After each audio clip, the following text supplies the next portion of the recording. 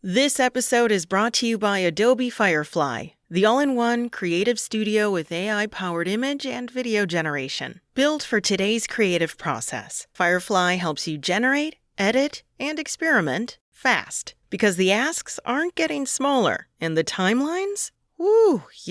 Still tight. With all the best creative AI models in one place, Firefly brings your ideas to life. Learn more at adobe.com/firefly. All advertising proceeds from today's episode will be donated to the Society of Black Academics.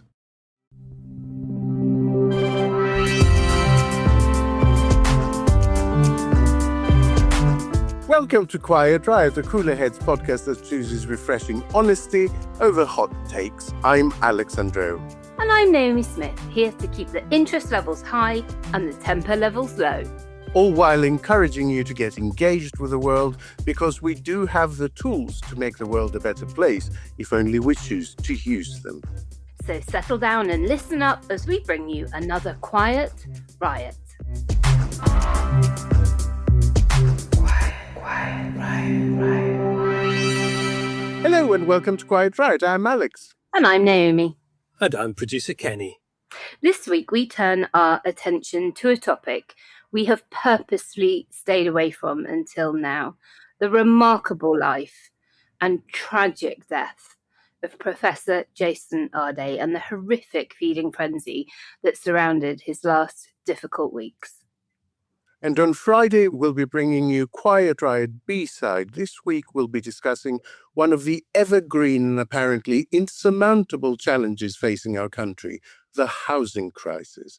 Our guest today is appropriately a candidate to chair the Housing Communities and Local Government Select Committee. It's Labour and Co-op MP for the cities of London and Westminster, Rachel Blake. Welcome to the show, Rachel. Thank you so much for having me on today. I'm really looking forward to our conversation. You are also, Rachel, going to have a huge business card if you get that job. That's so many words to describe what you may be doing. Well, I've also got a extra long business card because my constituency, I think, is the longest in the country as well. So yeah, I'm familiar with long job titles. Do you know what you should do? You should make your business cards out of leftover ballot papers from the Clacton by-election. 90 centimetres should do it, shouldn't it? So listen, before we begin, Rachel, for listeners, full disclosure, because we do value transparency on this show, our Naomi is one of your constituents. She is. She is. So dare we ask just how many bits of casework you receive from complete pain in the arse political activists, brackets like her, close brackets, given just how many of them must live on your patch?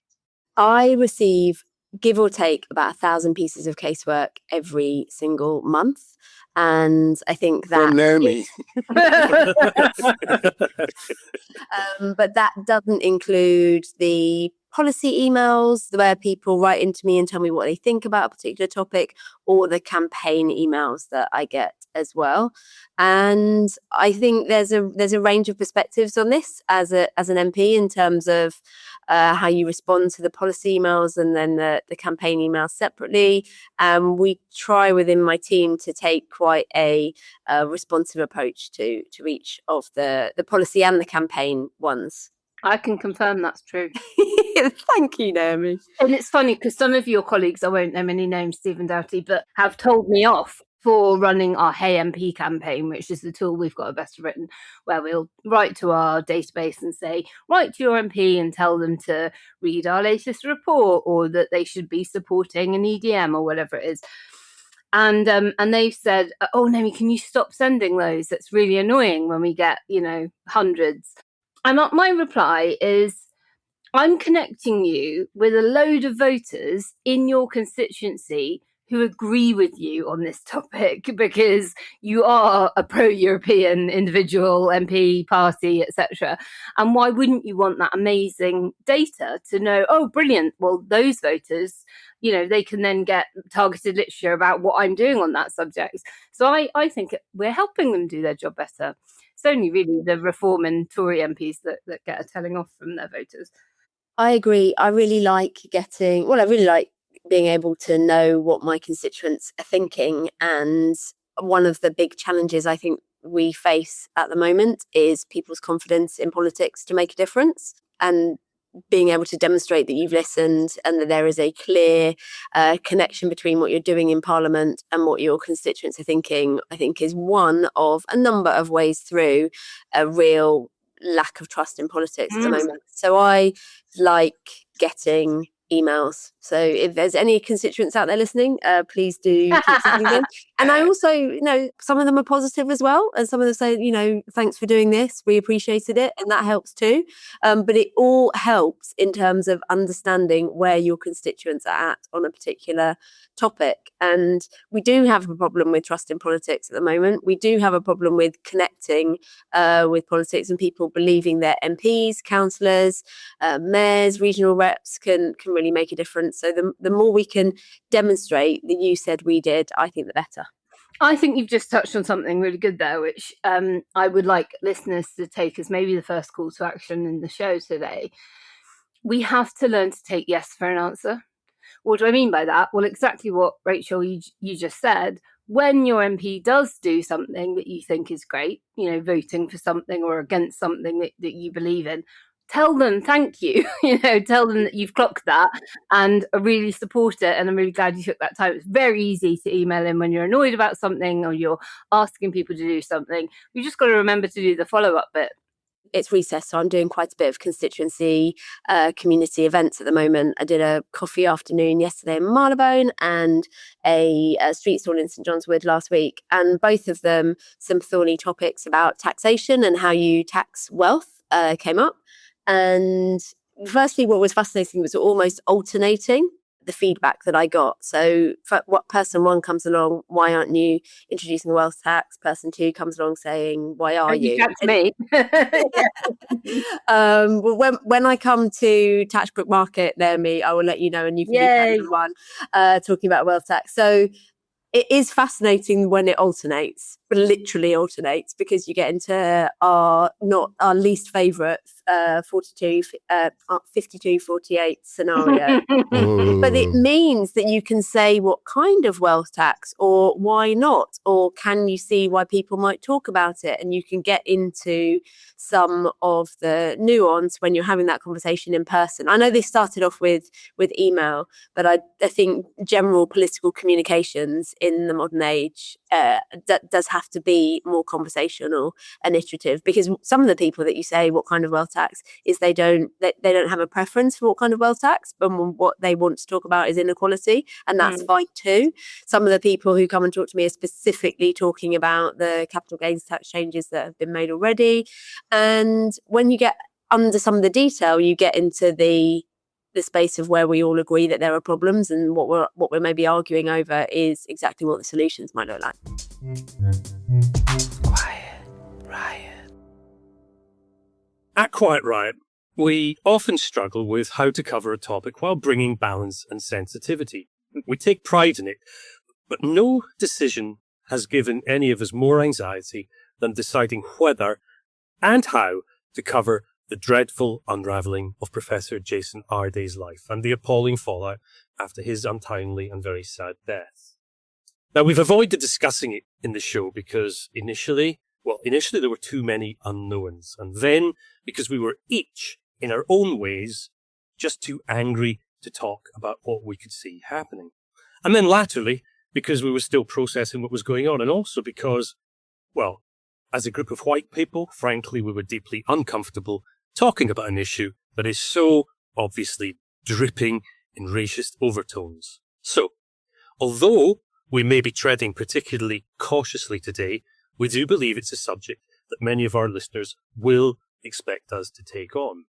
I really strongly believe in this concept, and I think Muhammad Ali was kind of the first one to kind of really talk about it. And he spoke about this idea of will versus skill.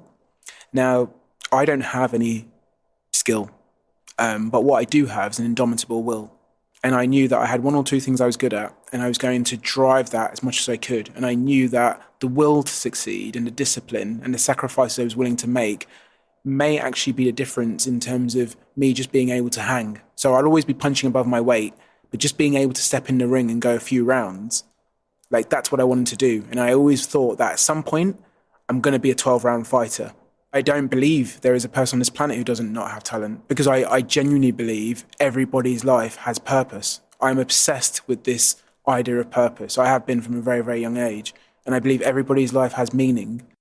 Jason Arday's life was quite remarkable in so many ways, and his treatment in the latter part of that life was frankly inhumane, whether any portion of what we've all read about him is true or not. He was a complicated human being, but he was not evil, and he did not deserve the vigilante bullying that was meted out to him.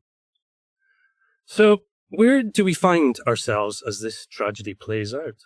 Are there any lessons, or are we just waiting until the next one comes along? For now, at least, the shouting at Jason Arday has been replaced largely by the noise of the media shouting at itself. As an ex-newspaper editor, I perhaps see this differently to many other people, but I am so painfully aware that this, ultimately, isn't a story about the media, or academia, or even about one man's remarkable life. It's a story about how white people view black people, about how weakness becomes weaponised, and about how racism permeates and rots absolutely everything that it comes into contact with. Alex, let's kick off with you. What do you think are the different strands that come together in how Jason Arday was treated, and why do you think that? I mean, there are so many, you could do an hour on them. I think the first and foremost is the current fashion for interpreting everything through a culture war lens. I mean, our politics coverage seems so tribal right now that even, I don't know, not starting fires is seen as contestable. I read agog the coverage in the Telegraph over the weekend where they published pieces from people saying, I'm not giving up my disposable barbecue because I really enjoy it on a hot day, alongside pieces saying, why is the government sending out an alert and treating us like stupid? And it's like, well, just look across to the other page. That's why. Then there is the general pre-existing press environment, I think, aside from that once someone is seen as fair game, everything about them is seen as fair game. There is a failure to distinguish between their action as a politician, let's say, and before that, failure to distinguish between private and public sphere. And we had this with several politicians recently. When Rayner was under the microscope, coverage strayed into the, in my view, entirely responsible and admirable and touching trust arrangements regarding her disabled son.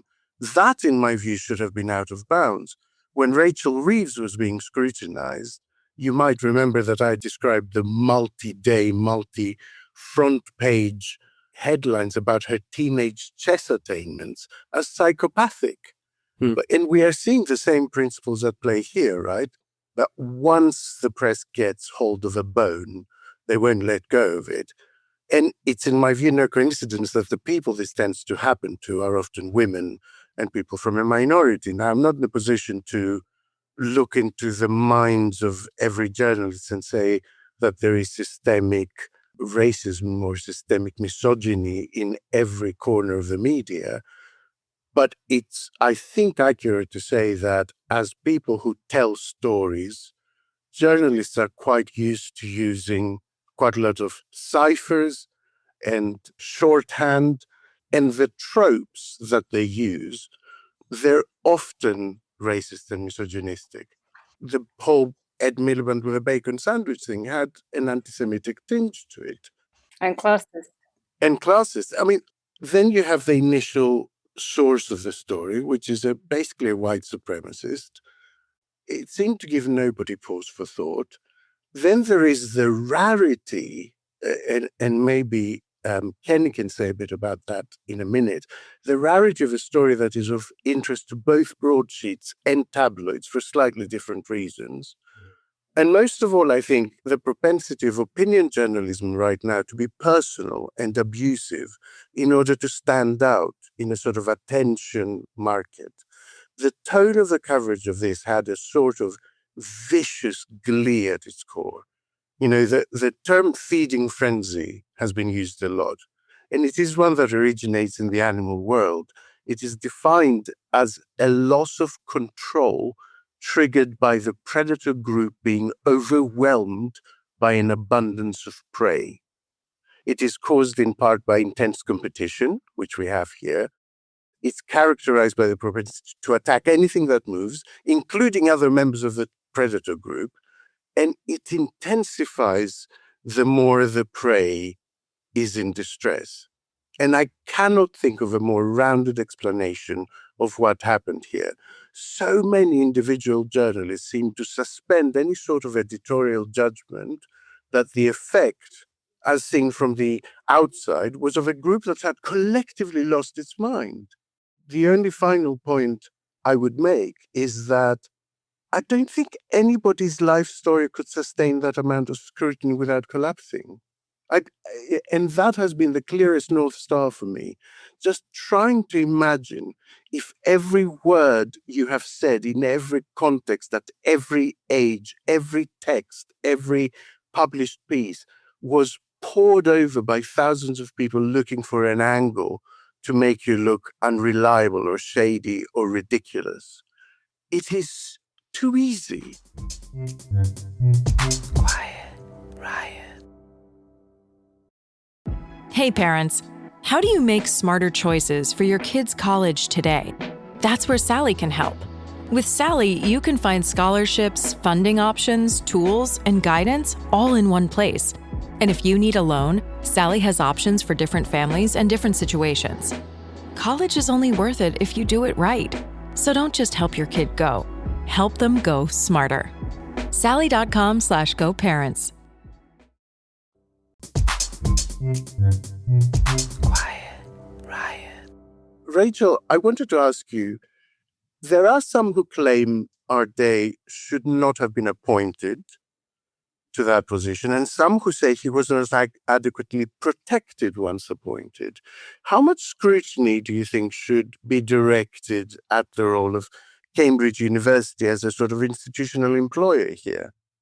I am really interested in scrutinising the institutions, and I do think that Cambridge is one of the institutions that should be scrutinised over this in terms of its decision-making around the appointment and also the support that was offered to him during his tenure and during the horrific media storm. I'm really struck by the core of your analysis, Alex, about public and private life. It resonates a lot with me. I am a public figure. I'm also a human being and I have a private life. And I think we're at a point of transition, mostly to do with technology and the experience and changing communications technology of the last 20 and 30 years about what is public and what is private life and what type of scrutiny a different range of public figures might come under. I mean, I agree with you about your analysis about the racism, the structural racism that is underpinning so much of this tragic situation. And I believe that there are other academics who have there are similar questions about their academic work who haven't come under quite this type of media scrutiny. And so having that race and class analysis, as Naomi said, is really, really important in this situation. Naomi, where do you think race most clearly enters this story? Is it in the scrutiny itself? Is it in what the people tried to make the story represent, or in some other way, or all of it? I mean, all of it. Race runs through it like writing in a stick of rock. When I think back to my own university life, I went to university twice. I had some pretty appalling professors. I had some pretty appalling lecturers. I had some excellent ones. But the poor ones were all exclusively white, and none of them received any scrutiny at all, as far as I could tell. This was before the days where students were paying such high fees, and we were paying fees, but not such high fees that you were in a much more transactional relationship with your university, so you would potentially demand more of them. But there was very little peer scrutiny. I mean, it was almost joked about in the staff room that, oh yeah, of course he was a bit late for a lecture. He's lazy. Everyone knows that, but I'm sure his class didn't mind him being 10 minutes late. It was that kind of thing. So I have never witnessed scrutiny, even an iota close to that which Jason Arday received from among academic peers, and then of course later on the media. The other point I would make about the feeding frenzy is that Jason Arday was a very useful target for people who are racist, white supremacist, denying of learning disabilities and difficulties, who think that all of that has gone too far now. They reject DEI, but they also reject knowledge itself. These are people for whom the university sector has become the enemy, whether that is Michael Gove a decade ago saying we've had enough of experts, whether it is those that try and claim that our universities are full of, the infected woke mind virus, and that all these terrible young people are coming out of it radicalized to think that they are transsexual, and all these awful comments that we are now increasingly hearing from the right. This was also a story about an attack on academia itself, and along came a victim who was the perfect heart of the story for them to continue to promote that narrative. I read a piece by Stephen Bush, a very good piece. I don't agree with all of it, but at its core, it said that actually both sides effectively denied Arday agency. That, one side used him as an avatar for what they dislike, and the other side used him as an avatar for what they wish to promote, in a way.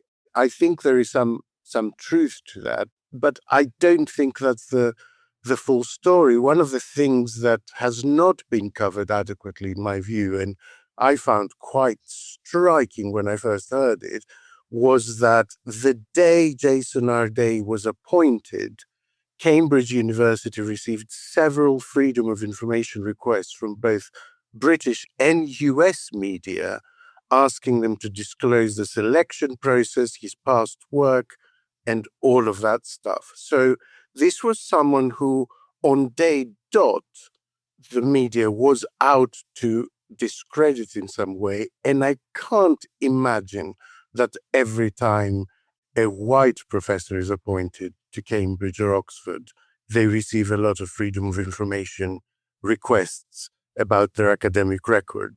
That makes it undeniable that right at the start of it, there was race in this. Stories have always been my stock in trade. That has been my career. And from my perspective, the point where the racism not emerged, the racism has always been there, but where it became turbocharged was that point where there was a leap from talking about Arday to talking about DEI, to talking about diversity and equality. Because, a disputed thesis will tell you something about the thesis and about the author. It doesn't tell you whether black people belong at Cambridge.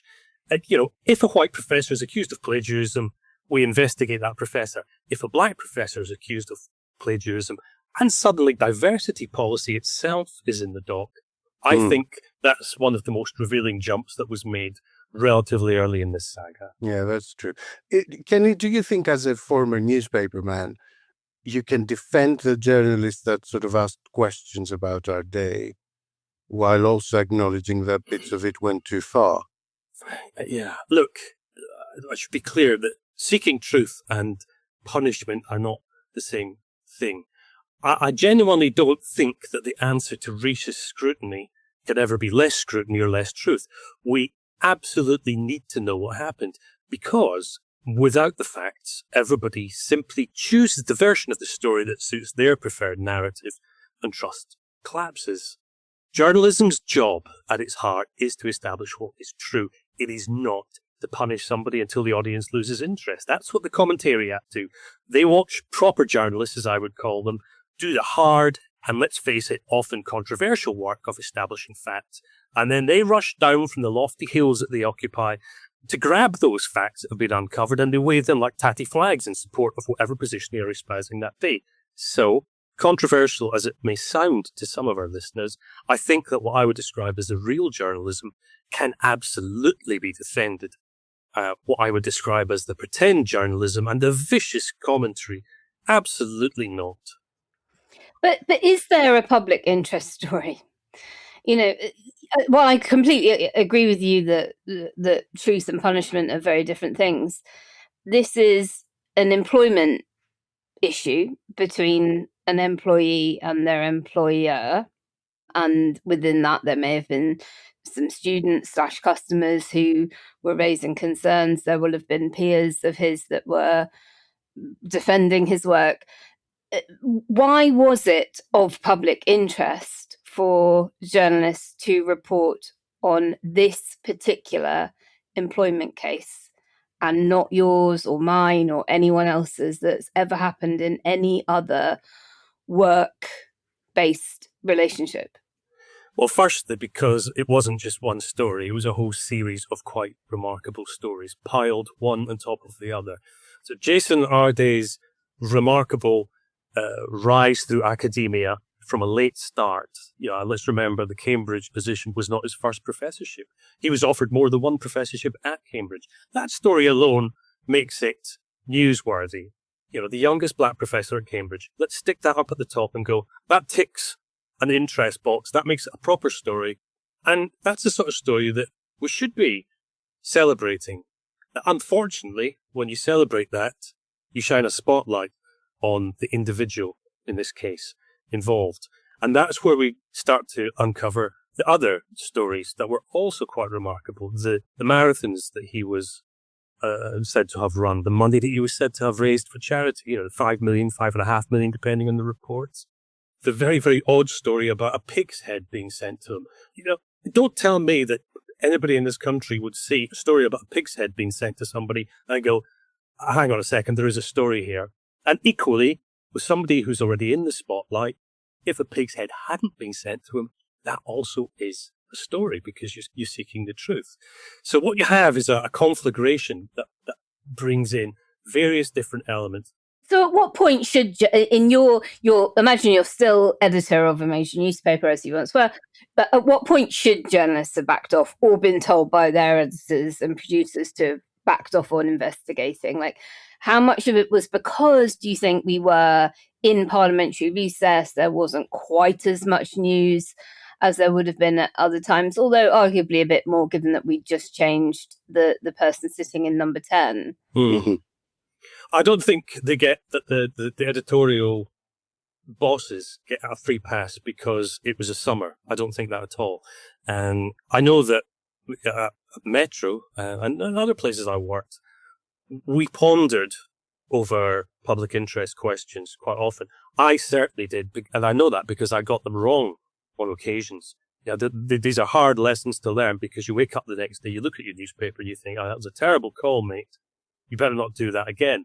From my perspective, I think after the resignation, there should be, by default, an editor who sits and thinks, I've got to ask myself a fresh question.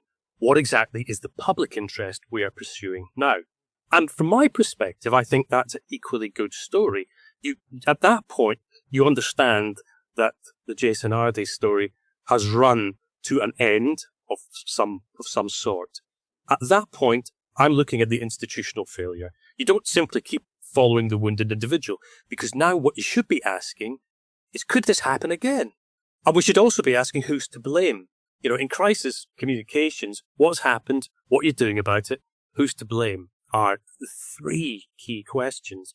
And as a journalist and as an editor in particular, you should be asking these questions, and you should be recognizing the point at which one question morphs into another. Let me just add a footnote to that. Herd mentality is a hugely powerful force, and it's a hugely powerful force in journalism, just as it is anywhere else as well. So it doesn't excuse what happens, but from my perspective, I can certainly understand what happens. And one further footnote, because we mentioned earlier, Alex, the fact that this is a story that appealed to both tabloids and broadsheets. The broadsheets covered this far, far more. There's been quite a lot of analysis done into who was covering the story a lot. The Times and the Telegraph did a huge amount on it. At the other end of the scale, the Mirror didn't cover the story very much at all. Metro, my old stomping ground, barely covered the story until the tragic outcome. Quiet Riot. Starting or growing your own business can be intimidating and lonely at times. Your to-do list may feel endless with new tasks, and lists can easily begin to overrun your life. So finding the right tool that not only helps you out, but simplifies everything as a built-in business partner can be a game changer. For millions of businesses, that tool is Shopify. Shopify is the commerce platform behind millions of businesses around the world and 10% of all e-commerce in the US. From household names like Gymshark, Rare Beauty, and Heinz, to brands just getting started. Shopify has hundreds of ready-to-use templates that can help you build a beautiful online store that matches your brand's style. And you can tackle all the important tasks in one place, from inventory to payments to analytics and more. No need to save multiple websites or try to figure out what platform is hosting the tool that you need. And if people haven't heard about your brand, you can get the word out like you have a marketing team behind you, with easy-to-run email and social media campaigns to reach customers wherever they're scrolling or strolling. Start your business today with the industry's best business partner, Shopify, and start hearing.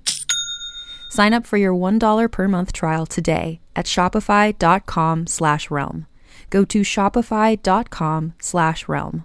That's shopify.com/realm.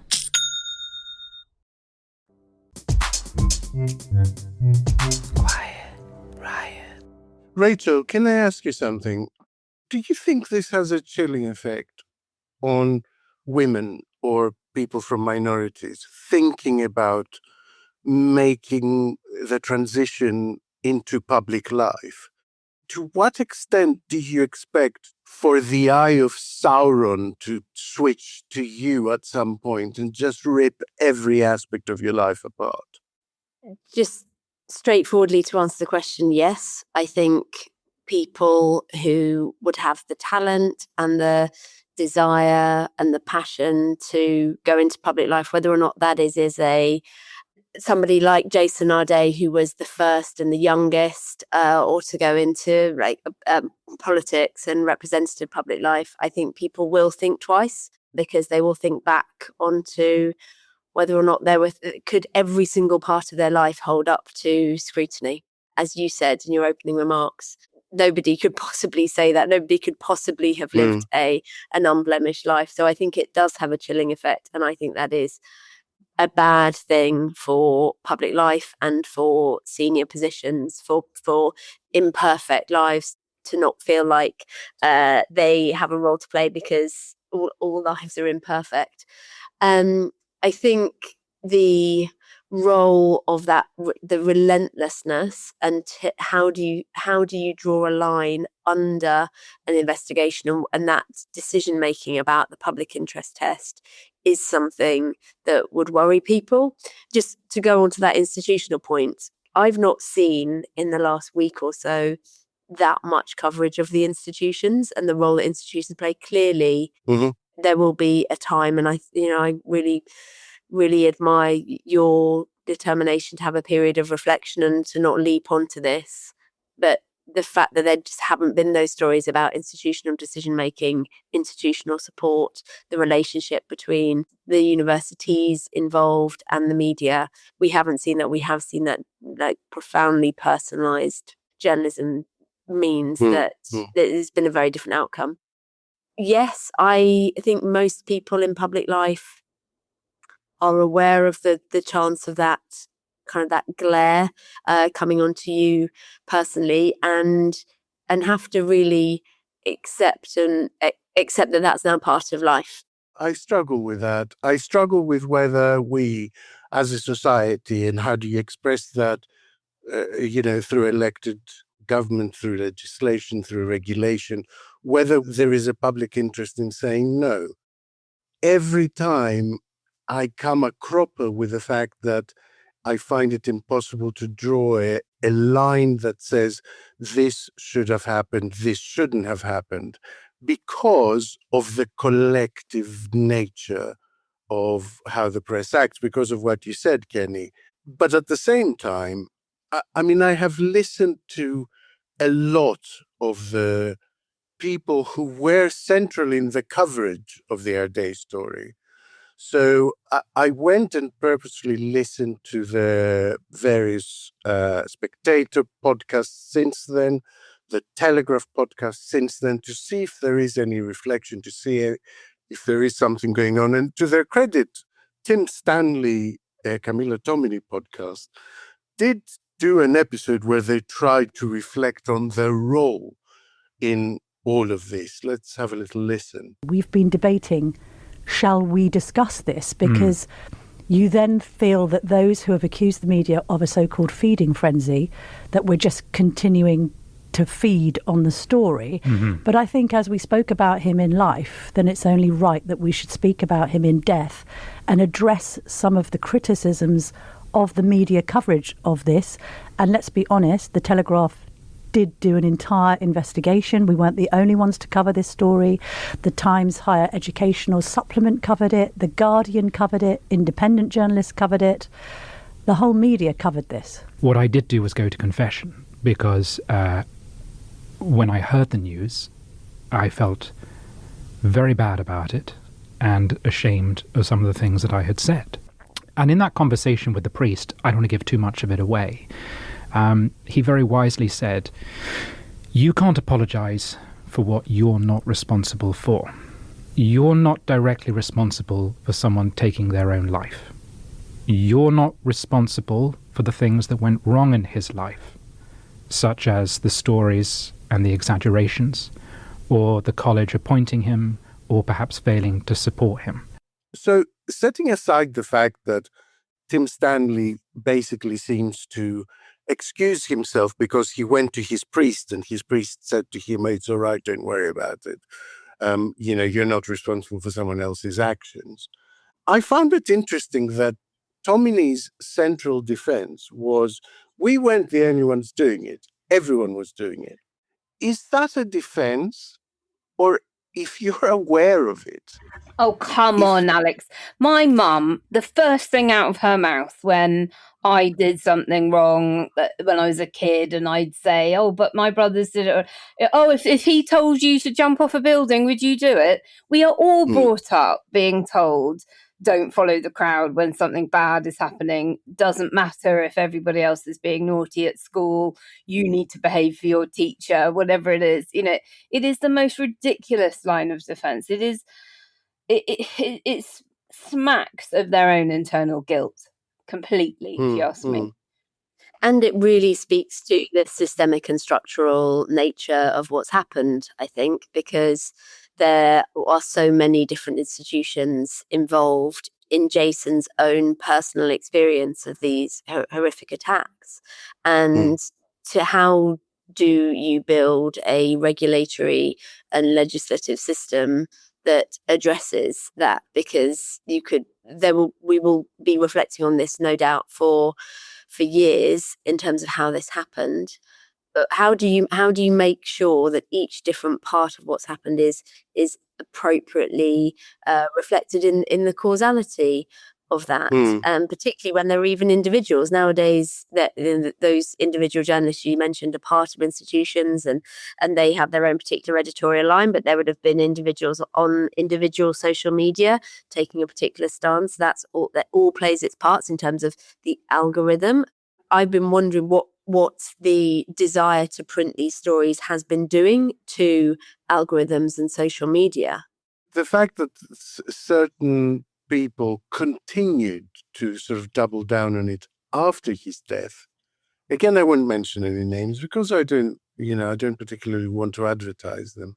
But when you have a monetized account on X and you say the most inflammatory possible thing about someone who's just died, the fact is that you make a few pennies out of that for every 1,000 people who interact with that post. I understand government's reluctance to regulate the social media space because of free speech issues, But I would return to my suggestion that there is nothing wrong about government regulating the monetization of the social media sphere. No one is stopping you from saying whatever you want, but government has a role to play in terms of regulation on whether you make money from it. I think that is an entirely right and proper way to behave and regulate. And I think a lot of the damage that's been done has been done because we are in this attention economy where everyone is trying to say the most egregious thing possible, the most outrageous thing possible, because they then get the advertising and the clicks on their account and the follows and the likes and the, and if you remove that incentive, I think some of it would go away. And if you choose not to remove that incentive, it will only get worse, because the more people compete for that space, the more outrageous and egregious they will have to be. I'm really thinking about this intersection between algorithms clicking on headlines and the public interest test, and whether or not we're at the edge of how we assess the public interest test and how that's informing editors' decisions. That feels really powerful in this tragic incident. I also don't know what would have satiated the beast. What did they want? Because he resigns, right? And you'd have thought, oh, well, that's clearly what you wanted. You did not want him to be a professor at Cambridge University. Well, you got what you bloody well wanted. Oh, no, they didn't stop. They doubled down. They went further and further. Actually increased the coverage. Exactly. That's what I mean. And then he sadly, very, very, very sadly and shockingly passes away. No. We didn't even just want him to resign. We didn't even just want him dead. We are going to carry on and on and on. We should be careful about discussing all of this as outsiders looking in, because we're not outsiders looking in. We are part of the media machine ourselves as well. But I was conscious when we were thinking about this topic of the charge of hypocrisy that we could lay against one another, even if others understood the position we were taking. Nevertheless, the guilt is there. We are all part of it, and I think that's a huge issue when you broaden it out. Because of social media, all of us who discuss these sort of topics are actually part of the problem. But I think that's fine. I think that my own personal view is that everybody is racist. We are tribal creatures. We will want to find out whether somebody is a friend or foe very, very quickly. That is kind of within our evolutionary instincts to protect our community. Am I meeting somebody who's going to hurt me and my family and my tribe, my village, or help me and transact with me in a mutually beneficial way? And so what you have to do is be ever vigilant of it. You have to be constantly testing yourself and checking yourself and going, oh my God, have I just, thought or said something that's made an assumption about somebody because of the characteristic I'm seeing in front of me? So yes, we are all of the machine, and whether we are consumers of it, producers of it, a mix of both. But what that side is not doing and is rejoicing in not doing is much of that self-reflection, with the honourable exception of a few of them that have tried to, say, okay, there clearly was something that went a bit too far here or whatever, but precious few of them really, and they're just trying to absolve their own guilt. Again, I find myself thinking that it is as wrong in a way to generalize about Arday as it is to, in a way, generalize about all coverage of it. There was some measured and proper journalism that was done on this story. And there were some really quite disturbing, I mean, to give you an example, something appearing on Unheard from an anonymous source that claimed to be a student of Arday's several years back and got 70% on an essay, think they deserved 75, went to see him and claim he accused them of racism. For that to appear on a blog is bad enough. for the Telegraph and the Times to then franchise that story, put it out there, and advertise it relentlessly on social media, even for 24 hours after his death, as clickbait, that to me crosses a line. And I don't accept this, oh, we're all part of the beast, because we have advertising on our podcast. I have advertising on my mythology podcast. That doesn't make it the same as the Times deciding to carry a story from an anonymous source, claiming that he was mean to them when they were a student. That's not the same, actually.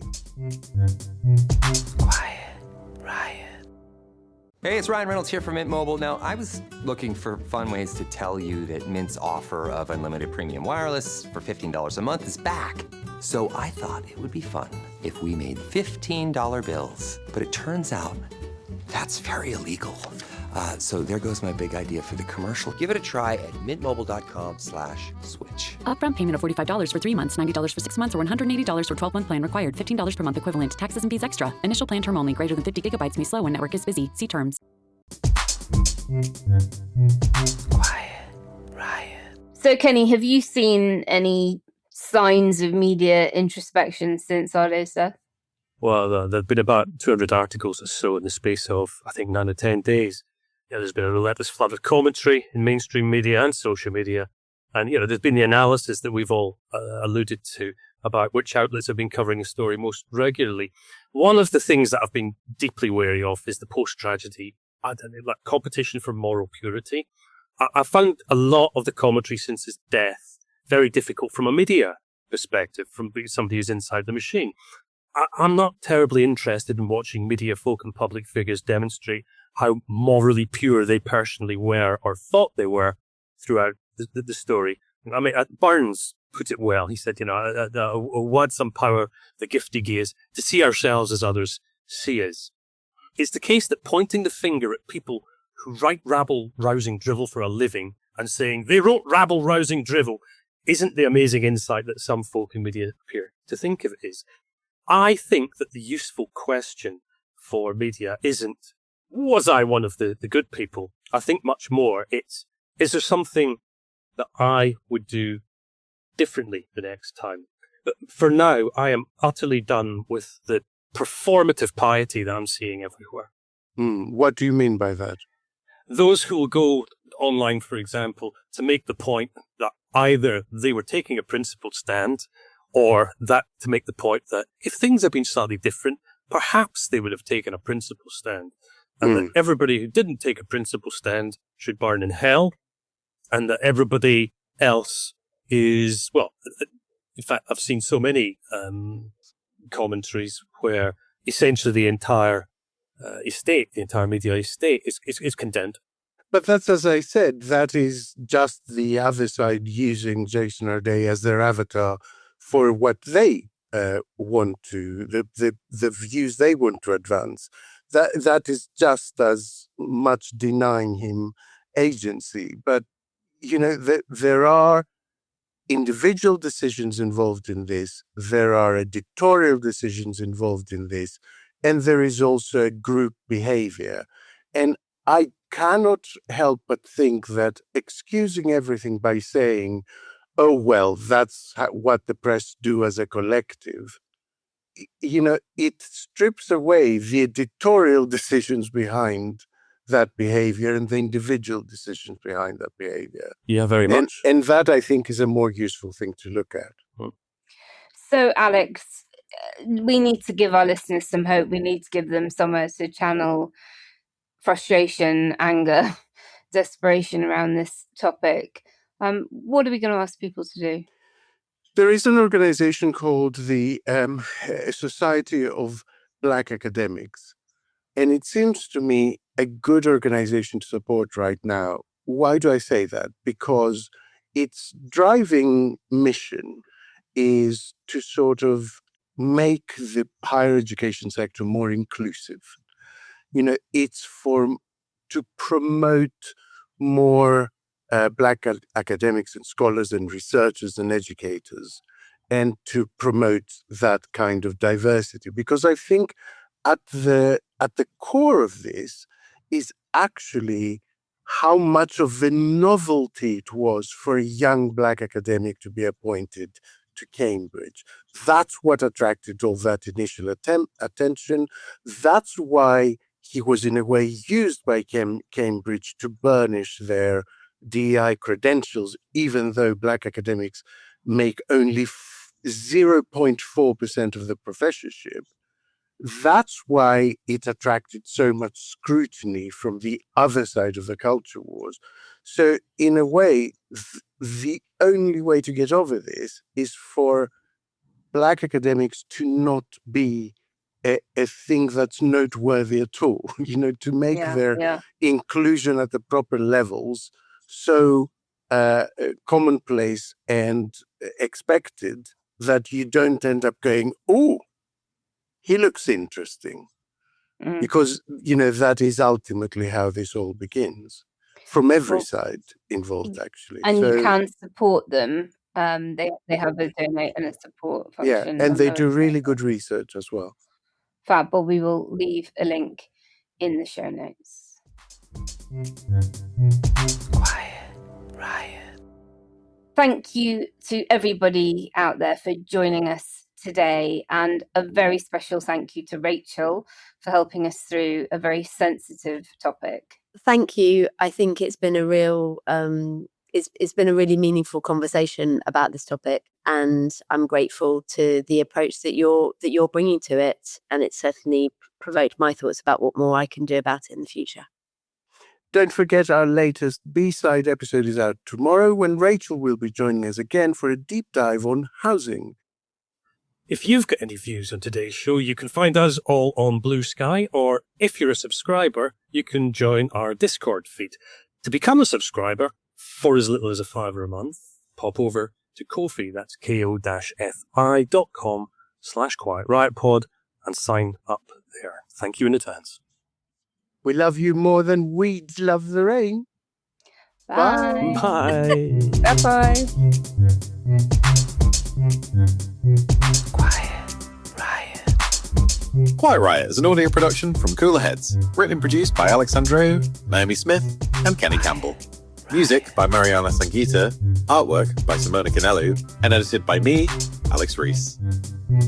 Quiet Riot. If you could change the world in any way, how would you change it? I would take a thread and a needle and I'd interweave love into our society. That's what I would do. I think the absence of love in our society is absolutely palpable. I feel like the empathy we have for one another, the tolerance that we have for one another, it's completely eroded. And there is so much anger in society. We're not kind of driven towards one goal. We're kind of turning on one another because we've lost, as a society, in my humble opinion, I think we've lost our way. And so for me, I would have the world spinning on this axis of love. That's what I'd have. Hey guys, have you heard of Goldbelly? It's this amazing site where they ship the most iconic, famous foods from restaurants across the country, anywhere, nationwide. I've never found a more perfect gift than food. Goldbelly ships Chicago deep dish pizza, New York bagels, Maine lobster rolls, and even Ina Garden's famous cakes. So, if you're looking for a gift for the food lover in your life, head to goldbelly.com and get 20% off your first order with promo code GIFT. That's goldbelly.com, promo code GIFT.